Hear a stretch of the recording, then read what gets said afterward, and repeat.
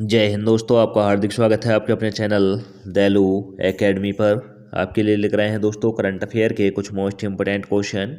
और दोस्तों, आप हमारे चैनल पर पहली बार आए हो तो दोस्तों चैनल को सब्सक्राइब कर लें, बेल आइकन प्रेस कर लें ताकि आने वाली क्लास का नोटिफिकेशन मिले आपको सबसे पहले। और दोस्तों, क्लास अच्छी लगे तो अपने दोस्तों में ज़रूर शेयर करें। और इससे पहले ही क्लास आपने ना देखी हो तो हमारे प्लेलिस्ट से जाकर इससे पहले ही क्लास देख सकते हैं। और दोस्तों, हमारे चैनल पर आपको सुबह 6 बजे डेली करंट अफेयर के टॉप 15 क्वेश्चन मिल जाया करेंगे। तो दोस्तों, हमारे चैनल को सब्सक्राइब कर लें। चलते हैं दोस्तों आज की क्लास के पहले प्रश्न की तरफ। जैसे कि आज की क्लास का पहला प्रश्न है, भारत में उपग्रह आधारित टोलिंग शुरू करने के लिए कौन सा एक्सप्रेस वे तैयार किया गया है। तो दोस्तों, टोलिंग करने के लिए कौन सा एक्सप्रेस वे तैयार किया गया है। तो दोस्तों, यह किया गया है Mysore Bengaluru express way. Mysore Bengaluru express way उपग्रह आधारित टोल शुरू करने के लिए तैयार किया गया है। तो दोस्तों, इसका राइट आंसर हो जाएगा option number A. Option number A is right answer.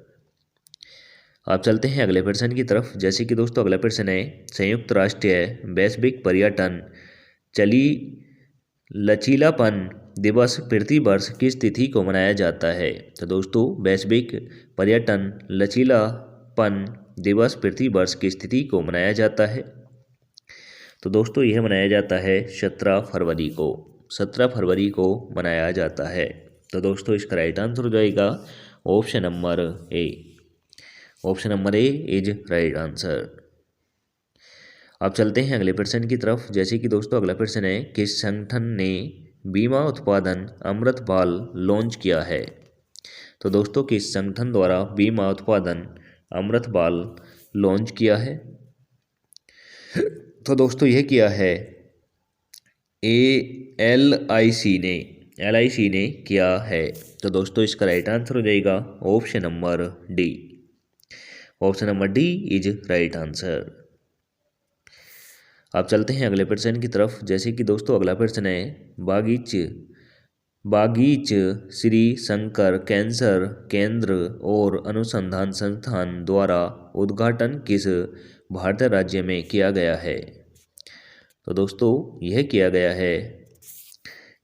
है उड़ीसा राज्य में। उड़ीसा राज्य में किया गया है। तो दोस्तों, इसका राइट आंसर हो जाएगा option number B. Option number B is right answer. अब चलते हैं अगले प्रश्न की तरफ। जैसे कि दोस्तों अगला प्रश्न है, कोचीन हवाई अड्डे पर पहली ग्रीन हाइड्रोजन संयंत्र स्थापित करने के लिए कौन सा संगठन कोचीन इंटरनेशनल एयरपोर्ट लिमिटेड के साथ सहयोग कर रहा है। तो दोस्तों, यह कर रहा है भारतीय पेट्रोलियम कॉरपोरेशन लिमिटेड। भारतीय पेट्रोलियम कॉरपोरेशन लिमिटेड कर रहा है। तो दोस्तों, इसका राइट आंसर हो जाता है option number C. Option number C is right answer. आप चलते हैं अगले प्रश्न की तरफ। जैसे कि दोस्तों अगला प्रश्न है, हरित प्रौद्योगिकियों में अनुसंधान और नवाचार को बढ़ावा देने के लिए किस संस्थान ने इंजीनियर्स इंडिया लिमिटेड के साथ सहयोग किया है।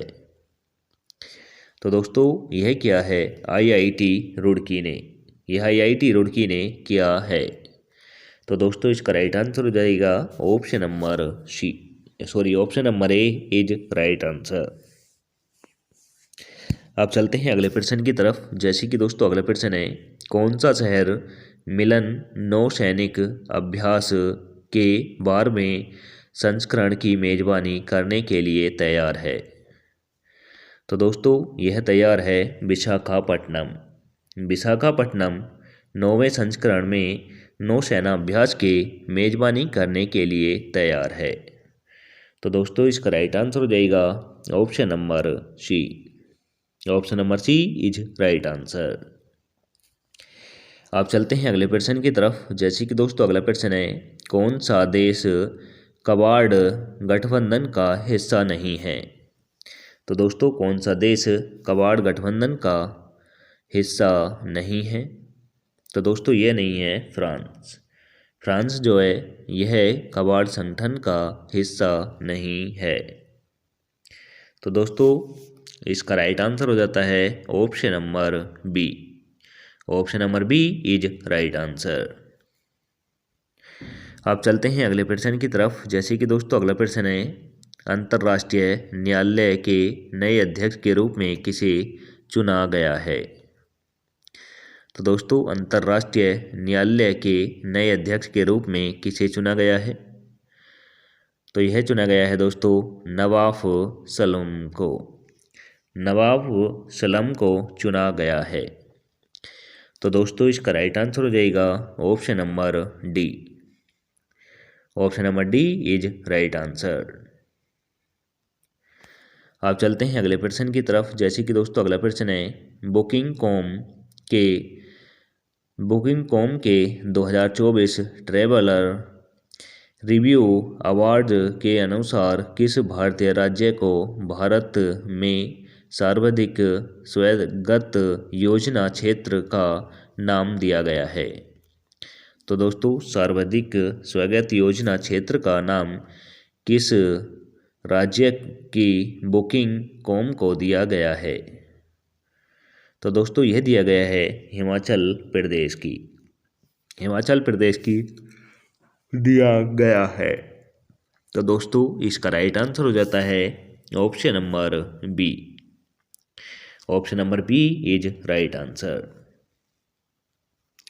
आप चलते हैं अगले प्रश्न की तरफ। जैसे कि दोस्तों अगला प्रश्न है, भारतीय तटरक्षक जहाज का क्या नाम है जो मोजाम्बिक के बंदरगाह पर पहुंचा। तो दोस्तों भारतीय तटरक्षक जहाज का क्या नाम है जो मोजाम्बिक बंदरगाह पर पहुंचा है। तो दोस्तों इसका नाम है बराहा।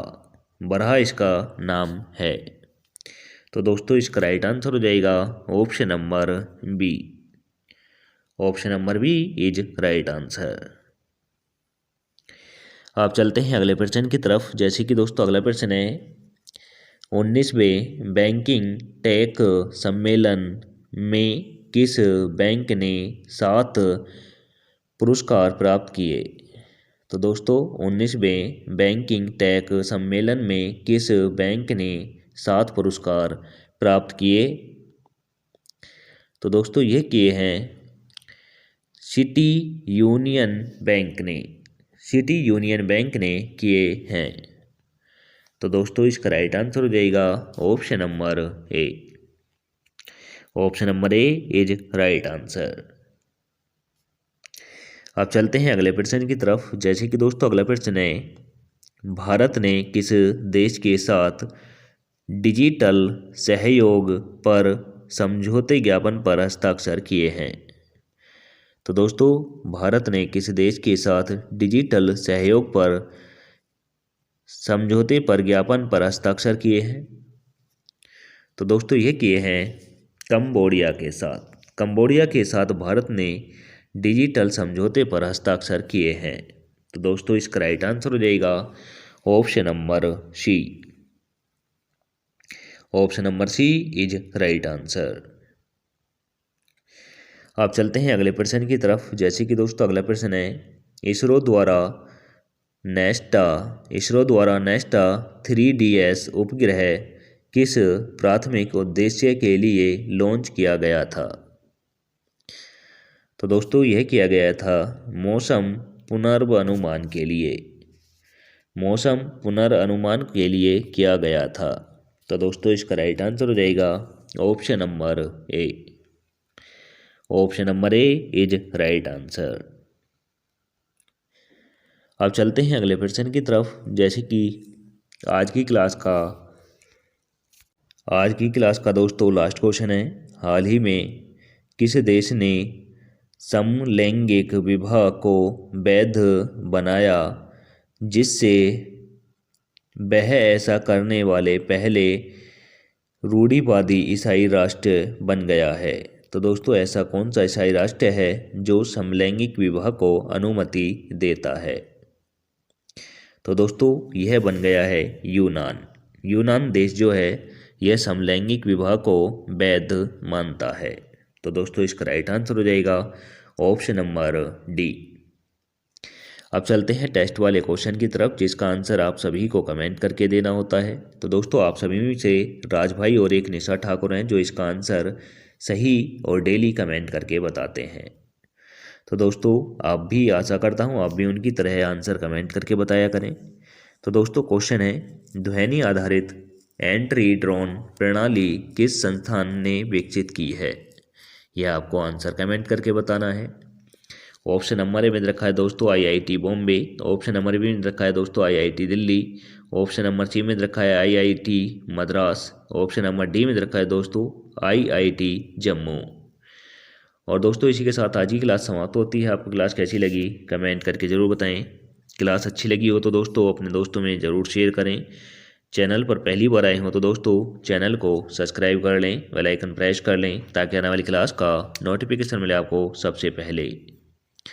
और दोस्तों हमारे टेलीग्राम चैनल का लिंक आपको डिस्क्रिप्शन में मिल जाएगा, वहां से जाकर आप PDF डाउनलोड कर सकते हैं। मिलेंगे दोस्तों नेक्स्ट क्लास के साथ। जय हिंद, वंदे मातरम।